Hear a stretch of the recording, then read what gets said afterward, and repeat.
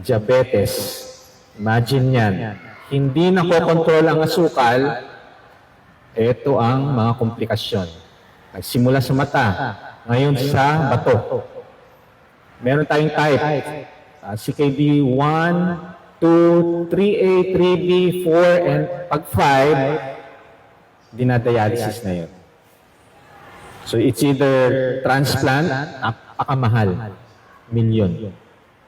Okay? So, lahat ng mga may diabetes, tuturo ko mamaya paano natin aayusin. Matatanggal natin ang mga gamot, mababawasan, mag-i-improve ang ating buhay. Okay? Siyempre, kailangan takutin ko muna kayo sa mga komplikasyon. Hindi kayo makikinig eh. Di ba?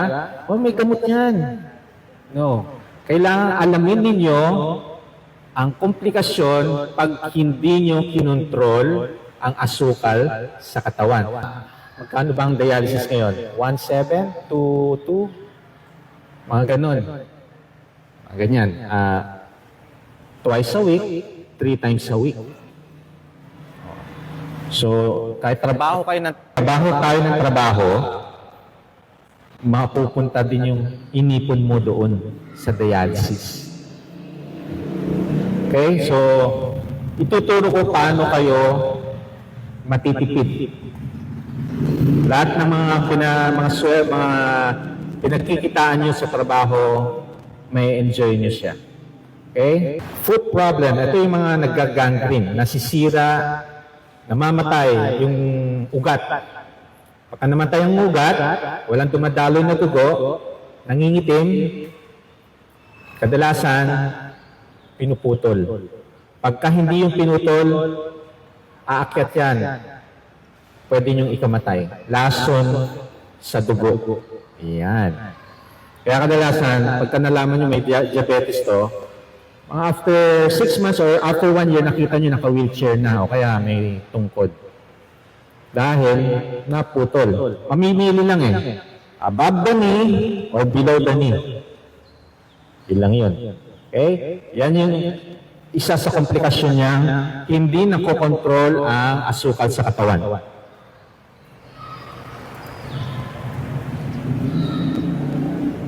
Nerve damage. Ito yung kinakatakutan sa mga diabetes. Diabetic neuropathy. Nadadamage ng nerve, kadalasan sa paa. Walang maramdaman ang paa. Isa yun, walang nararamdaman. Dalawa, tinutusok-tusok. Sigurado yan. Pagka mataas ang asukal, hindi control, yan, isa sa mga komplikasyon ng diabetes.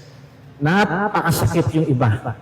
Iaapak ang sakit. Kaya kadalasan, hindi nakakapasok sa trabaho. Okay? Titiisin. Napakasakit. Ito yung kinakatakutan ng marami. Hindi yung dialysis, hindi yung mabulag. Ito kasi ramdam na ramdam mo yung sakit. Kung walang maramdaman, may tumutusok, o pagka umapak ka, sobrang kirot. Talagang ngingiwi ka. Ayaw mong maglakad. Okay? Ayun. Tingling, burning, pain, numbness. Wala kang maramdaman. So, isa sa mga komplikasyon yan. Heart attack, stroke. Mas madalas pagka-diabetes kayo, mataas ang incidence na atakihin sa puso at may stroke. Okay? Pwede rin napakamalas. May CKD na stroke na heart attack pa, buhay pa rin.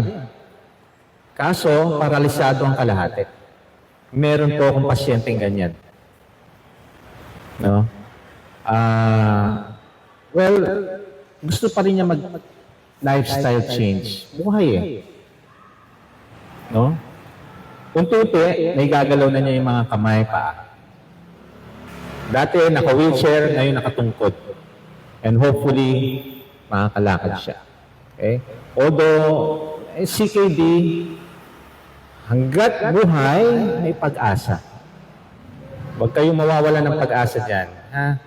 Ang iisipin nyo lang, kung gugustuhin nyong gumaling, kayang-kaya. So, isa yan. Wag lang yung nakakatakot pagka-stroke eh. Yung iba gusto, dire-diretso na. Imagine nyo, napaka-active nyo, naglalakad, tapos ngayon, nasa kama na lang kayo. Hindi kayo gumagalaw.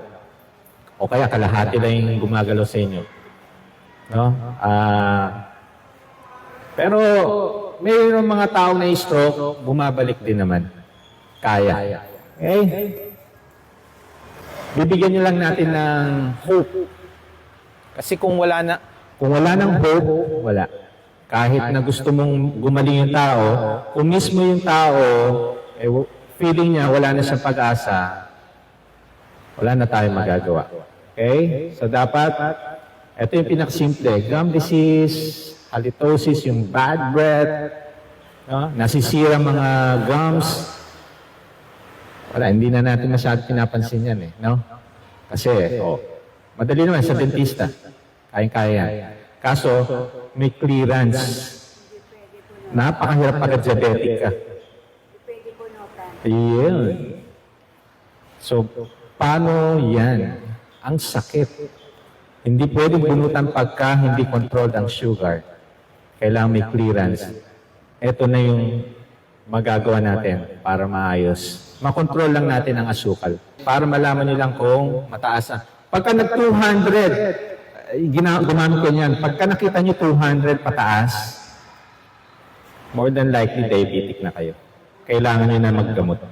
200 pataas. Pagka below, kayang-kaya pa yan. Mapababa pa lalo. Kayang-kaya. Lifestyle modification,